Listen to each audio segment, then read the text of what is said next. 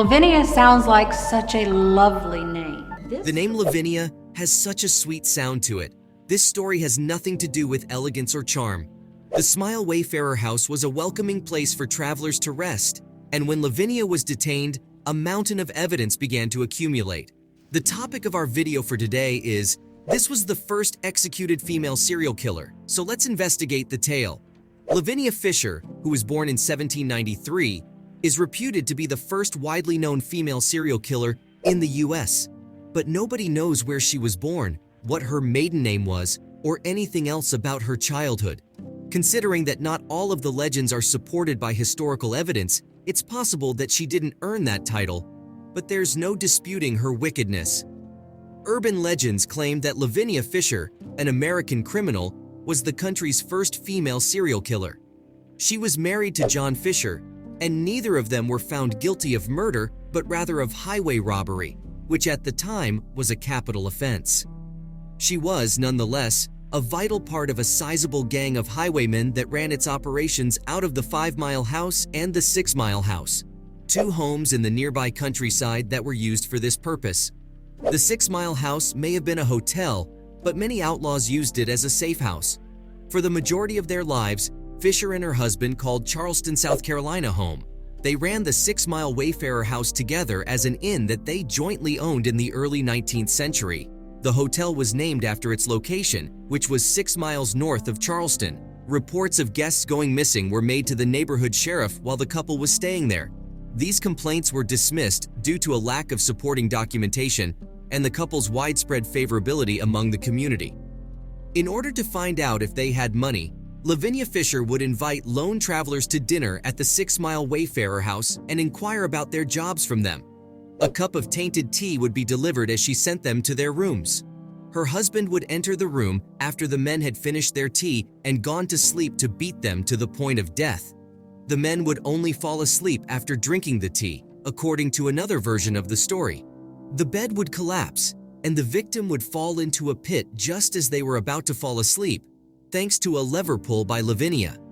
At the bottom of the pit, some people thought there might be spikes waiting.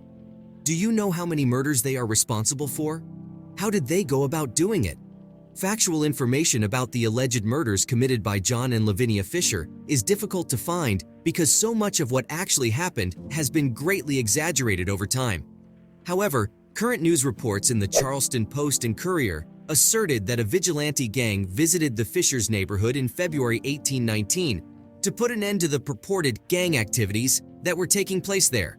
After completing their mission, the group headed back to Charleston, but they left David Ross, a young man, to keep watch in the neighborhood. Ross was attacked by two men early the following morning and taken in front of the gang that had terrorized the area.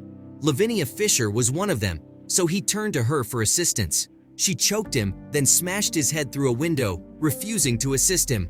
Ross was able to flee and immediately called the police. John Peoples, a different traveler, inquired after this incident if there were any openings. Lavinia responded that there was regrettably no room, but he was welcome to come inside and relax and drink some tea. Because John detested tea, he threw it away when she wasn't looking in order to avoid appearing impolite.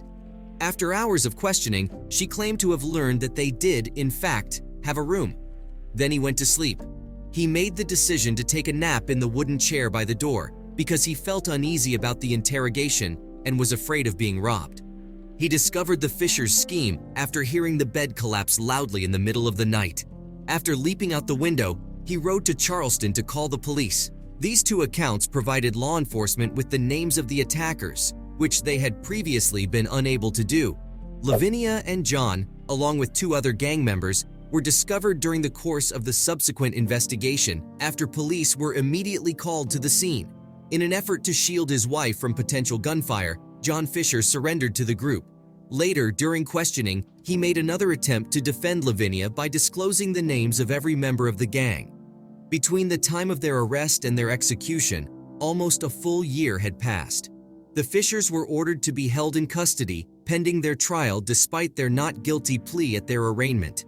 Their appeals were denied by the Constitutional Court, and both were given hanging sentences on February 4, 1820. We're done for the day. See you all in the next one.